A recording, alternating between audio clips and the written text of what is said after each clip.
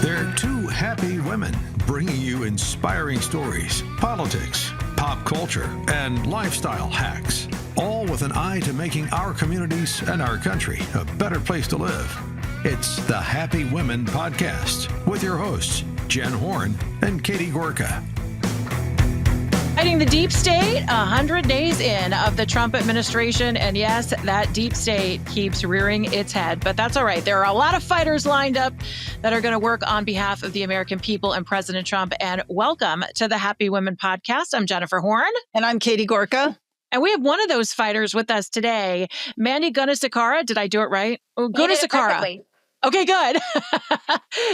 Is here. And I can do her book perfectly because she's a Southern girl. My mom's from the South, and her book is called Y'all Fired, A Southern Belle's Guide to Restoring Federalism and Draining the Swamp. She's former chief of staff over at the EPA during President Trump's first administration. You can give her a follow right now at Mississippi MG. And Mandy, thanks so much for being with us today.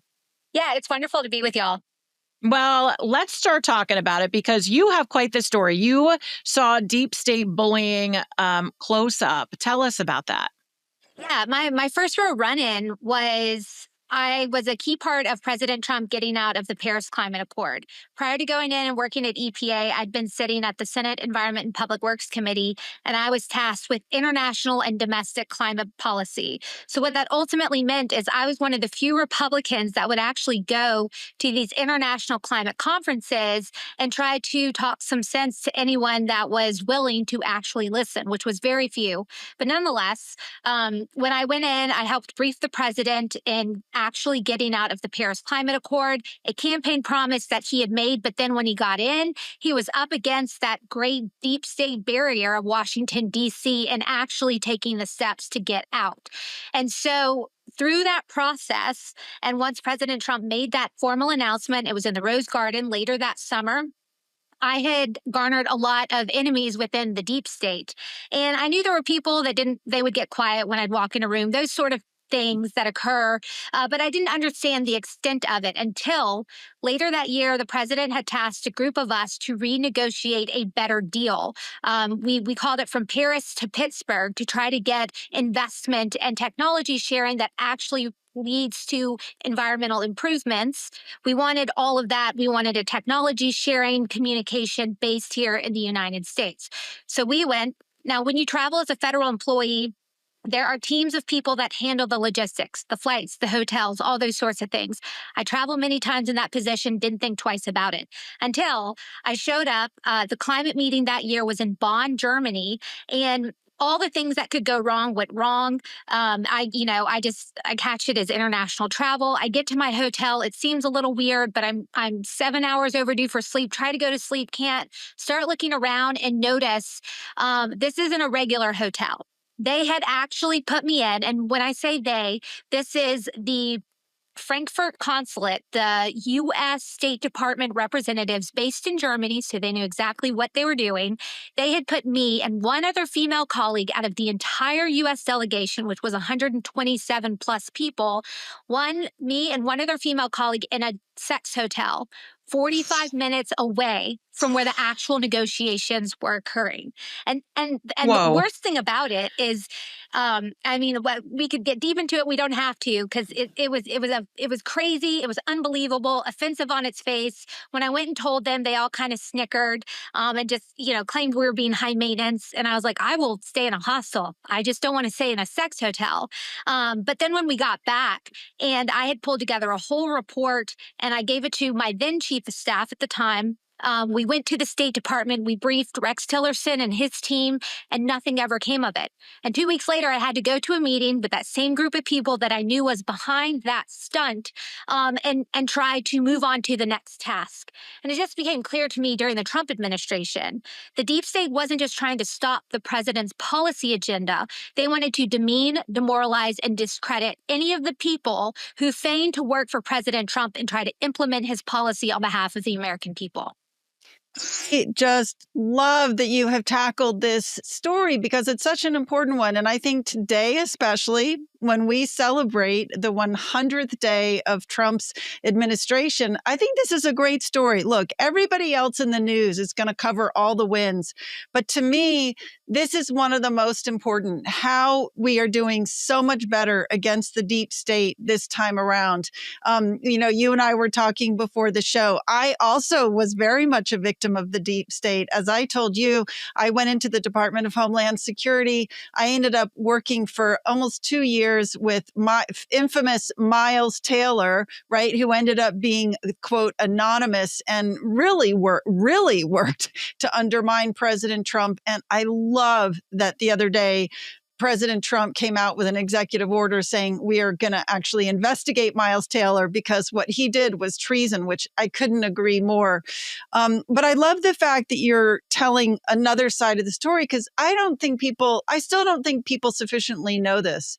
And I was also recommending to you another person who's come out with a great, very powerful telling of the deep state. And that was Adam Levinger, who was at the Department of Defense. His book, Insider Threat.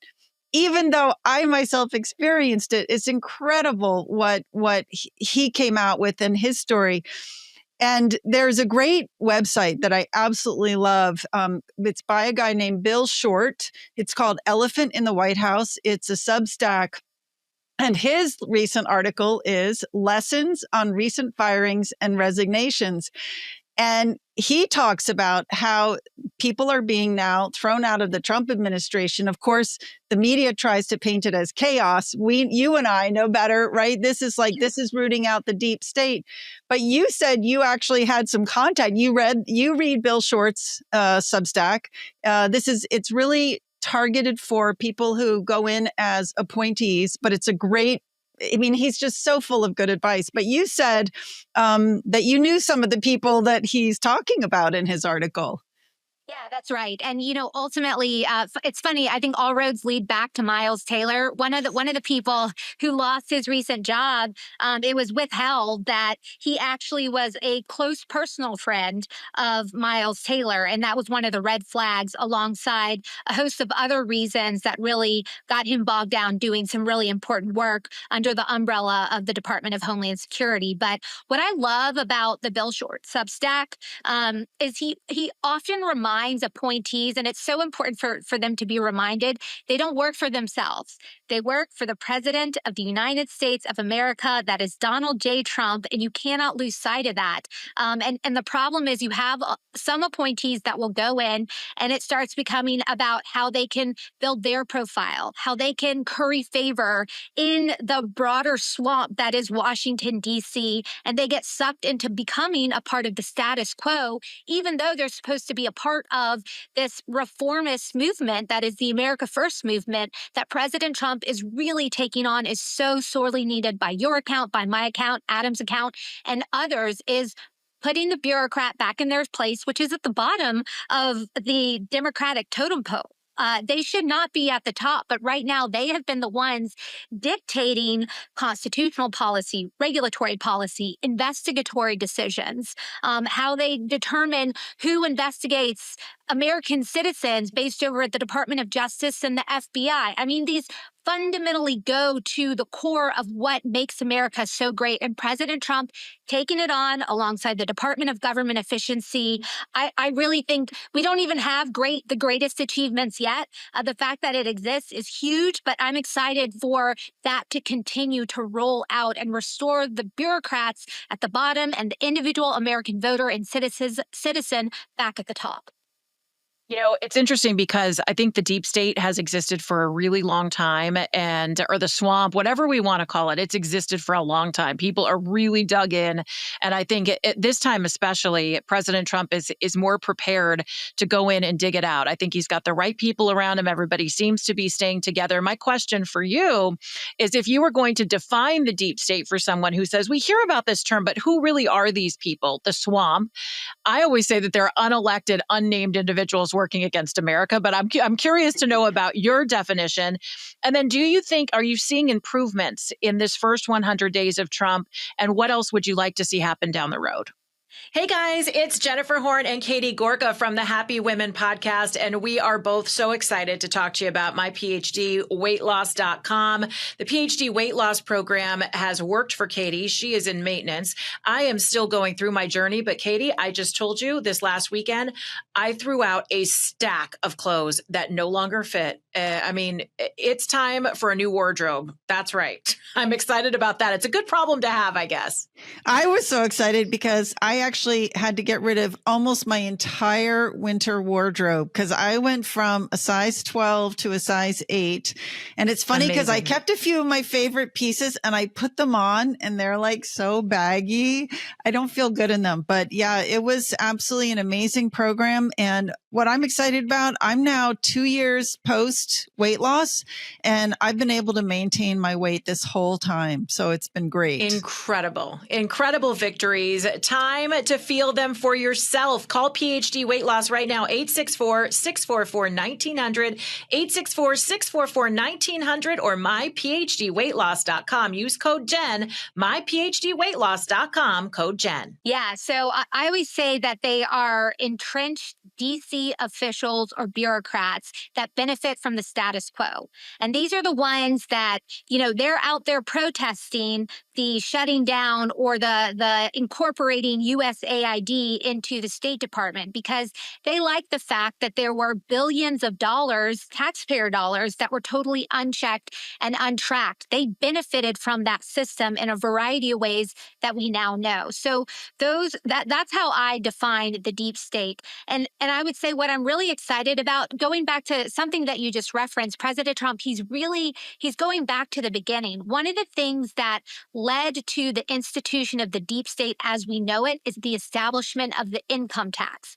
And I didn't come on here planning to talk about economic policy, which we can, but there'll be a quiz later. him suggesting this idea of using tariffs to replace the income tax, I think the everyday citizen loves that idea. People who benefit from the status quo, the deep state, they're adamantly going to be against it because when that passed, this was the 16th Amendment, that really shifted resources from staying at the state level and going towards Washington, D.C., the capital city, if you will. And so it really was this major shift in power that set up the system that we're now having to figure out how to maintain core principles today. So his income tax discussion, that's a part of it too, even though it's also a part of broader good economic policy to restore us to our economic greatness and expand access to prosperity, as he often talks about. The other thing that I'm really excited to see, I've heard is announcing the movement of a lot of core departments outside of Washington, D.C. I think this is hugely needed. I saw this at EPA. Now, at EPA, we have regional offices that are all throughout the United States, but the core functions of the agency still are largely in Washington, D.C. And the effect of that is pretty significant, one of them being the pool of people who are willing to work in the agency. There's very specific issues that impact the farming community, for example. But you're not going to have a lot of farmers from the Midwest working at EPA because the pathway to get there, it's very, very difficult, and very few of them want to live the DC life or embrace the DC life to actually contribute to an agency where they have this amazing experience and expertise that could lend itself to much better outcomes. That's just one example, but I'm excited for them to shift around the locations. I think that'll bring in a broader crew of very talented experts that will help improve the outputs of the agency, and then also give Americans a better, more upfront view of these agencies, not having to go to Washington, D.C. They can travel to an area that's much easier, direct engagement, which is important for stakeholder impact, and some of compliance with regulatory standards, the bread and butter of what EPA does. So I'm excited to see that. To your third point or third question, I've heard from people who have gone in, and Katie, I'm sure you have as well, but I have a lot of friends that are back at the various agencies, and especially at EPA, because I know it best. They just talk about the fact that the careers that are there are doing their job. And that is night and day from the last go round. Now, yes, there were a select few of good public civil servants that would do their job, but some of them, they didn't want to help us too much because they knew in 4 years or 8 years, whatever that timeline was, somebody was taking notes and they were going to make sure that when things flipped back around, they were going to go after them and push those people out as well. And so the biggest difference is you do have this degree of accountability. People are worried about losing their jobs, which welcome to the world of at-will employment that the rest of us have to live under. It's a really good thing to see. And the result is that when the politicals give political direction, which is telling the careers what to do consistent with what the president has laid out under a specific policy umbrella, they're actually following through. So this whole topic of whether we move agencies out of DC, I've kind of been on the fence of it. I will tell you the truth. My husband has long been an advocate of this policy. My concern has been that if we move the agencies out, Washington, meaning the executive, doesn't have as much, they're not right there to control, to control them to the extent that they Oversight. can, or to have oversight. But you bring up a point in this that I think is a very, very important one. And that is by moving these agencies out of Washington, D.C. and putting them out in the United States, I wonder if we don't open up the door to more ordinary Americans serving a stint in government instead of having a professional political class. We here in Virginia, we just had one of our members of Congress announce that he is not going to run for a re-election because he's very sick. And I was doing some research on him. He's been in Congress for 18 years. Okay, that's bad enough.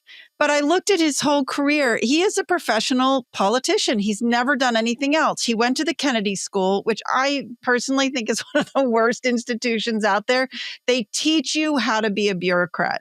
And he went from there straight to the Hill, from there into Congress. He's never known what it's like to run a business, to have to meet payroll, to have to pay taxes. So, of course, I just think he's completely cut off. So I think that's a really important aspect of this proposal for moving the agencies out. But I want to turn to your book because your book is so intriguing. So tell us a little bit more. I'd love to know what was the really key factor that inspired you to write it? And then who should be reading it? Is it just for appointees, or do you think it's going to appeal to a general audience as well? Yeah. So to your first question, my husband really is why I wrote the book, because he had been on the receiving end of me coming home and just talking about what was happening at the agencies. And you know this, when you're in it, it's different than when you walk away and you kind of think back that you were on that hamster wheel and you were going 90 miles an hour and you never stopped to really look around. And so when you finally do, it's like, oh my gosh, that was kind of crazy. And so it was the urging of my husband, number one, and number two, when I first got contacted to be a political appointee, I looked for a book that could help me be prepped for what it was going to be like going in. And I really couldn't find much of anything that I felt was helpful to going in as a political appointee working at EPA. There was one book out there by a woman named Anne Burford Gorsuch. She's actually Justice Gorsuch's mother, and she served as President Reagan's first EPA appointee. And she had written a book called Are You Tough Enough? And I'm actually glad I read it because they basically ran her out. She was one of the first appointees that was run out because of a ridiculous investigation that, based off of anonymous sources and then the media taking it and run with it. And she really was one of the first who was on the receiving end of what many of us in the Trump administration experienced, where you'll have investigations against you based off of anonymous sources, anonymous tips that, when the IG or the FBI shows up at your house and serves you a subpoena, you have to take it seriously. And they know this. They know you're going to have to expend significant resources, getting legitimate counsel, all these sorts of things. So anyway, I had read her book, but that was all that was out there. And I wanted to leave something that would be helpful to certainly appointees going in. So that is a key audience. But I think it's very appealing to a broader audience. And I've heard this My test case is the Oxford Mamas. I live in Oxford, Mississippi. And so we've got the Oxford Mamas group. And a lot of them are, they're busy. They have other careers or they're full time invested in their families and their children. And a lot of them have read my book. And what they've said is it's a different side of things. It's not something that the everyday person who watches the news or reads various newspapers, various sources, they pay attention to what's going on, but they don't really understand how DC works. So anyone who's interested in seeing how DC works, the tools the deep state has, how we got to where we are, really the wonkiest part of the book is the middle, but it's a deep dive into the history of the evolution of the deep state. This book is for them, and it'll equip them to be a better, more informed citizen that can see a lot of the tricks, the tools of the deep state and the tricks that they throw against President Trump, against his appointees, and that the media often carries and blasts out all over the place to try and disrupt or undermine the broader policy initiatives that the American people largely support. I think books like yours are also really helpful for people who want to have these conversations with their friends and neighbors. I mean, one of the things that Katie and I talk about on this podcast is helping people find that motivation to stop hiding. Like the days for hiding, I live in Los Angeles, the days for hiding that you're a conservative are over. We need to be able to speak. And one of our most powerful tools is just using our voice in everyday life, right? Not going out there and starting fights and arguments, but being able to have discussions that are meaningful to people where they are. And so one of the things that you look into is federalism and returning power back to the states. And I think one thing I hear from conservatives, when you ask them, why are you conservative? They say, well, we like less government. I think this book tells you exactly why you need that, because less government means less swamp, less deep state, more control in the hands of the people who deserve it. So you're kind of arming people. This probably is a great tool for people who want to have some backbone and depth to their arguments and to kind of justify the feelings that they have at a broad level, kind of digging down. And one of the things that I know you cover a lot is reforms. And I know we're already starting to see a lot of reforms with the cabinet secretary picks. I know we're looking at shutting down the Department of Education. We're looking at moving some of these departments out of Washington, D.C. What else would you like to see President Trump do to return more of the power away from the swamp, away from a big, vast government, and back into the hands of the people? What could he do in the next, let's say, year or so to make that happen? Yeah, I really think and he's already setting the stage for this, but it is certainly the structural reforms. So shrinking the size and scope of the establishment itself, the buildings, the workforce, the things that DOJ is doing, that is so important. But also propping up the states for a level of success and really acting on this concept of cooperative federalism.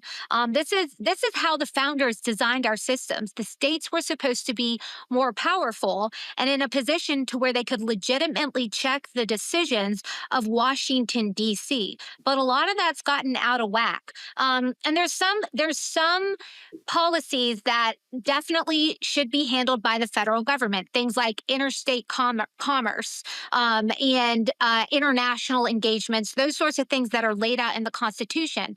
But it's a reminder to everyone that responsibilities not explicitly delegated to the federal government are still within the realm of the states, but the states have lost the ability to stand up and act on it. And I think a lot of this, some of this is cultural, some of it's understanding, but I think knowledge of this and a reminder that this is how the founders set up this great system that we've inherited is supposed to work. So I think the president continuing to work closely with the states, and whether it's their Department of Environmental Protection or Quality, making sure that they have access to additional resources and expertise. You see this playing out with the Federal Emergency Management Agency, FEMA. He's basically shuttering the DC focus component of it and propping up the state-specific entities. And it makes so much sense because when disaster hits, you want the people closest to that actual disaster, the most empowered and in the position to make the most critical decisions. So a continuation of that, I mean, I think he's already on a great path. I think that will ensure a lot of these reforms are lasting beyond just the 4 years of President Trump, and then hopefully whoever comes after him that carries the America First mantle forward. I think that, and I'll reiterate what I started with too, is finding a way to reduce or completely get rid of an income tax. I mean, that is a huge suck on productivity. I'm echoing the words of my husband. He's a tax guy, but we should shift taxes on the consumption side instead of the value creation side. And then in the process, I think that that's going to take a lot of additional resources away from funneling into Washington, D.C., and that will be spread out to greater value throughout the country. And that would obviously have a huge lasting impact as well. So I need to come back. I'm not willing to let go of the subject yet of the evil of the deep state, because I think people really need to understand this. So I'm shocked by the story you told about how they treated you. One of the sort of quotes that really stood out for me from Bill Short's latest article in his Substack called Elephant in the White House, he said, he's talking about sort of deep staters. He said, these types want to rule. They also hate much of what America stands for, and they are not above behaving unethically to hurt Trump or obstruct the president's objectives. What were some of the worst offenses you saw? You gave us the one story earlier, how they put you in a like a whorehouse. I'm sorry. But what else did you see? We know that they weaponized security clearances, right? They found ways to withhold those from people as a way to keep political appointees from taking their jobs. But what else did you see that shocked you? Hey guys, Jen here from the Happy Women podcast. And I have to tell you, note to self, Mother's Day, it's right around the corner. And if you are celebrating your own mom, maybe you are celebrating a new mom, maybe you just have a great friend or a mother figure in your life who deserves some celebrating, Cozy Earth has them covered, CozyEarth.com. I have to tell you, this year, I am getting my mom a set of pajamas. And that is because my mom has done so much for me in my life. She still does things for me every single day. She puts herself and her needs second, and she has always put me and our family first. And so I'm going to pay her back this year with some me time, some cozy, relaxing pajamas from Cozy Earth. I have them myself. And my mom is an avid reader. She loves to read. I can see her curled up in these pajamas. I want to give her that ultimate satisfaction because of all of the great things that she's done for me and the family. She's been through a lot this year. She's had hip replacement surgery and a whole lot more. So if anybody deserves a little bit of relaxation, that's my mom. And this year I'm going to take care of her with CozyEarth.com and the pajamas there. And by the way, we've got a special offer for you right now. Cozy Earth is giving all of you 40% off. How cool is that? Just use code HAPPYWOMEN to take advantage of this. Your mom deserves the best. And by the way, so do you. So do all the women out there. Help them out right now. 40% off at CozyEarth.com. Use code HAPPYWOMEN. Well, one of them was crony capitalism on full display. It's where you had some of these mega corporations that would adopt wholeheartedly this left-wing approach to America. They would be very cozy and good friends with bureaucrats charged with regulating their industry, and then they would come up with ways to regulate their competition out of existence. I saw this in the heavy-duty truck manufacturing space, and these are companies, mind you, they're not U.S. companies. They're international companies that have a large presence, and they employ a lot of Americans, and that's great. But that doesn't excuse their ability to use the regulatory system as a weapon against their market competitors. And I saw that time and again. A more recent revelation, something I saw, but I didn't know exactly what I was seeing when I was there, were these grants at EPA. I mean, EPA is only second to USAID, I think, at this point, for being a money laundering scheme, frankly, for taxpayer resources that Congress gives to the agency. And then you have a grants office that awards these million to, during the Biden administration, billion-dollar grants that end up in the hands of third parties focused more on expanding the power of the political left instead of doing anything to tangibly improve the environment, public health, or help vulnerable communities.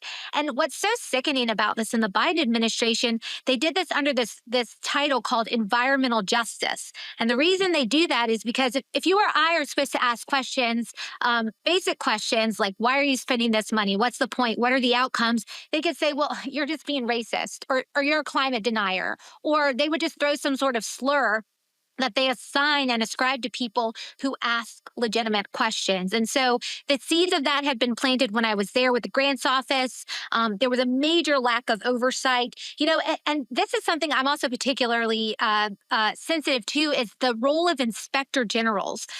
What have they been doing, honestly, for the past 10 decades? EPA, for example, I know that they were led by a very corrupt, disillusioned inspector general who lost his job at the start of this administration, but he actually created all sorts of investigations against the politicals while they were actually serving. And then I was a recipient of a criminal subpoena. 2 FBI agents and an IG guy showed up at my office in Oxford, Mississippi, asking questions of which they had emails, whereas very clearly I was following the advice of the ethics official that had been assigned to me. So nonetheless, those are some of the worst examples of what I saw. And it's very frustrating. And I think it goes to what you were just talking about, and what Bill Short was referencing, that these people like power, they have power, and they know it, and they look down on everyone else. And if you come in and you try to change that dynamic, they're going to throw everything they have at you to scare you into silence or back into your place, which is below them. Okay, that would be a perfect place to end this, but I have to hijack totally off this topic because I will be hitting myself if I don't ask you this last question. You worked for the EPA. Now, two of my favorite things that President Trump has done so far, and I know in all seriousness, it's the border. There's a million things he's done, but the full power showers and getting rid of the paper straws. I'm sorry. I'm all about conserving. I'm all about personal responsibility. Clean up what you left. I want a clean environment, but I want real straws and I want a nice shower. So climate change. You worked for the EPA. Man-made, what do you think? Are we going to ruin the planet if we have straws back and if we're taking long showers? What's going on, Mandy? Give us the scoop. No, we won't. And a lot of that's virtue signaling. And I love it too, because I'm building a house. And I told the ladies picking out faucets, I was like, if it says water sense, I don't want it. No. Those are the low pressure showers. I don't want that. Give me the Trump ones. The Trump power showers is what I want in my house. But no, to the question of climate change, and gosh, that could be a whole other episode. I know. And there's a lot of scientists I work with that would be really amazing to have on as well. But the skinny version of it is, sure, humans have an impact, but we are not the driving force of climate change that has been occurring since the beginning of time. And actually, the solar, the position of the Earth to the sun and the energy coming from the sun, that has a much bigger impact on the climate, as well as volcanic explosions and underground tectonic plate shifts, those sorts of things, as well as clouds. Those have a bigger impact on the environment when it comes to climate change than driving a Suburban around your neighborhood and taking your kids to soccer practice, or drinking from plastic straws that actually work and not the things that disintegrate immediately, and then you end up getting 10 straws instead of just one that actually works. So all those things, that is very short-sighted marketing gimmicks in a lot of ways. If you really care about the environment, you would be embracing the policy that President Trump laid out, that Administrator Lee Zeldin and his team are following, which is focusing on practical solutions to tangible issues that we know how to deal with very well. This is air pollution control, water pollution control, and addressing legacy pollution from a time in our industrial past when we didn't really understand the impacts to surrounding environments and public health. And we actually have this amazing track record. So from an environmental perspective, we're in a really great position, and we have the technology and wherewithal to ensure that that continues to get better. And as far as climate change writ large, that there's still a lot of honest scientists out there that are saying, we don't fully understand this. And we certainly don't understand it to the point that justifies policy actions like the Green New scam that are just designed to reshape our U.S. economy so that it resembles a socialist style economy where the powers that be, the deep state, if you will, they're the ones who are in control and we just have to live with it. You bring up a great point, no which power is in Europe. And I know we're out of time, but it's such an important point that conservatives really do care about the environment, but we really believe in market solutions rather than government solutions. And I think it has been so eye-opening to see the level of corruption in the government, in the theoretical government solution. So I say all power to the market. Let them figure it out. Mandy, this has been so great. Thank you so much for coming on.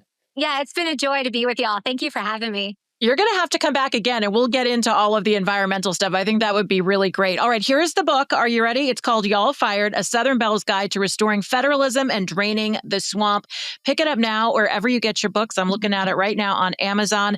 Mandy Gunasekara, thank you so much for being with us at Mississippi MG. And don't forget to get Katie's book. She's got one right there too. All you have to do is search for Next Gen Marxism, pick that up, or go to katiegorka.org. You can also search for her on Facebook, Catherine Gorka, and on X at Gorka Katie. You can find me on social media too, Facebook and Instagram at Jennifer Horn Radio, and on X and on Truth at Jennifer Horn. Thank you so much for those 5-star reviews and for sharing Happy Women with your friends. It means so much to us to see our podcast grow. So continue to do that. Connect with us on all our platforms, SalemPodcastNetwork.com/Happy Women.